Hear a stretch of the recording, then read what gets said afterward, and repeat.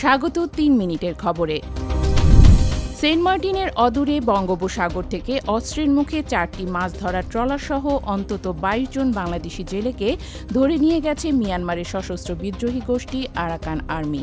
টেকনাফ পৌরসভার কায়ুকখালিয়া fishing trawler মালিক সমিতির সাধারণ সম্পাদক আবুল কালাম জানিয়েছেন, মঙ্গলবার বেলা 11:30টার দিকে টেকনাফের সেন্ট মার্টিন দ্বীপের অদূরে মৌলভীর শিল এলাকায় স্পিডবোট নিয়ে এসে বাংলাদেশের জলসীমানা থেকে প্রথমে 2টি ট্রলারসহ 11 জন জেলেকে ধরে নিয়ে যায় আরাকান আর্মি। পরে আরও 2টি ট্রলার নিয়ে যায়। ওই ট্রলার দুটিতে 10 থেকে 12 জন জেলে ছিলেন। কিছুদিন পরপরই বঙ্গোপসাগরে বাংলাদেশের সীমান্তে এসে ট্রলার সহ বাংলাদেশি জেলেদের ধরে নিয়ে যাচ্ছে আরাকান আর্মি। এ নিয়ে ট্রলার মালিক, মাছ ব্যবসায়ী ও সাধারণ জেলেরা আতঙ্কে আছেন। তারা এই সমস্যা দ্রুত সমাধানে সরকারের সহযোগিতা চেয়েছেন। সেন্ট মার্টিন উপকূলের গভীর সাগর থেকে মালয়েশিয়াগামী ট্রলার থেকে 214 রোহিঙ্গা নাগরিকদের উদ্ধার করেছে নৌবাহিনী।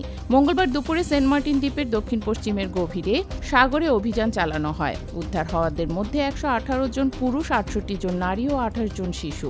তারা সবাই উখিয়া ও টেকনাফের বিভিন্ন রোহিঙ্গা ক্যাম্পের বাসিন্দা।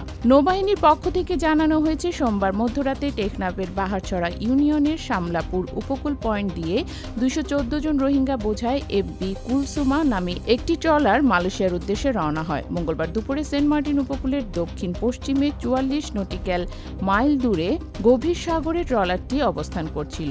এ সময় নৌবাহিনীর বানৌজা দুর্জয় জাহাজের সদস্যরা ট্রলারটির গতিবিধি সন্দেহজনক মনে হওয়ায় থামার জন্য নির্দেশ দেয়, কিন্তু ট্রলারটি দ্রুত চালিয়ে পালানোর চেষ্টা করে। পরে নৌবাহিনীর সদস্যরা ধাওয়া দিয়ে ট্রলারটি আটকাতে সক্ষম হয়। 4 দিনব্যাপী বিনিয়োগ সম্মেলনের তৃতীয় দিনে 4 ক্যাটাগরিতে বিভিন্ন প্রতিষ্ঠানকে পুরস্কার তুলে দিয়েছেন প্রধান উপদেষ্টা ড. মোহাম্মদ ইউনূস। বুধবার রাজধানীর একটি হোটেলে সম্মেলনের আনুষ্ঠানিক উদ্বোধনী অনুষ্ঠানে বিনিয়োগে অবদান রাখার জন্য এই পুরস্কার দেওয়া হয়। পুরস্কারপ্রাপ্ত প্রতিষ্ঠানগুলো হচ্ছে ওয়ালটন, বিকাশ, স্কয়ার ফার্মাসিউটিক্যালস ও ফেব্রিক্স। এছাড়া বিশেষ ক্যাটাগরিতে কোরিয়ান এক্সপোর্ট প্রসেসিং জোনের চেয়ারম্যান কিহাক সাংকে সম্মানসূচক নাগরিকত্ব দেওয়া হয়েছে। গত 7 এপ্রিল বাংলাদেশ বিনিয়োগ বোর্ড বিডার আয়োজন চলছে এই সম্মেলনে, শেষ হবে বৃহস্পতিবার।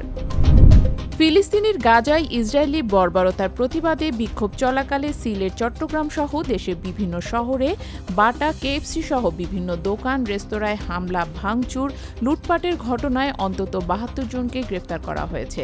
প্রধান উপদেষ্টার কার্যালয় মঙ্গলবার এক বিবৃতিতে বলেছে, এসব ঘটনায় এখন পর্যন্ত 4টি মামলা দায়ের করা হয়েছে। দোষীদের বিরুদ্ধে আরও মামলার প্রস্তুতি চলছে। বিবৃতিতে বলা হয়, গাজার সমর্থনে মিছিলের সময় বিভিন্ন শহরে সহিংস ও বেআইনি কর্মকাণ্ডের পরিপ্রেক্ষিতে পুলিশ দ্রুত পদক্ষেপ নিয়েছে। সোমবার বিক্ষোভ চলাকালে কক্সবাজারে 5টি, চট্টগ্রামে 3টি, সিলেটে 5টি, গাজীপুরে 4টি, কুমিল্লায় 1টি এবং বগুড়ায় 1টি ব্যবসা প্রতিষ্ঠানে হামলা হয়েছে বলে পুলিশ জানিয়েছে। তবে হতাহতের কোনো ঘটনা ঘটেনি। জামিনে মুক্তি পেয়ে কারাগার থেকে বের হয়ে হামলার শিকার হয়েছেন সিরাজগঞ্জ 3 আসনের সাবেক সংসদ সদস্য ড. আব্দুল আজিজ। মঙ্গলবার রাত 8টার দিকে সিরাজগঞ্জ জেলা কারাগারের মূল ফটকের বাইরে তার ওপর হামলা হয়। এই ঘটনার একটি ভিডিও সামাজিক যোগাযোগ মাধ্যমে ছড়িয়ে পড়েছে। প্রত্যক্ষদর্শীরা জানিয়েছে, হামলাকারীরা তাকে টেনে হিঁচড়ে সিরাজগঞ্জ শহরের দিকে নিয়ে যেতে যায়। এ সময় সিরাজগঞ্জের সেনা ক্যাম্পের সদস্যরা ঘটনাস্থলে গিয়ে তাকে হামলাকারীদের হাত থেকে রক্ষা করেন। পুলিশ বলছে, ড. আব্দুল আজিজ সদর থানায় পুলিশ হেফাজতে রয়েছেন।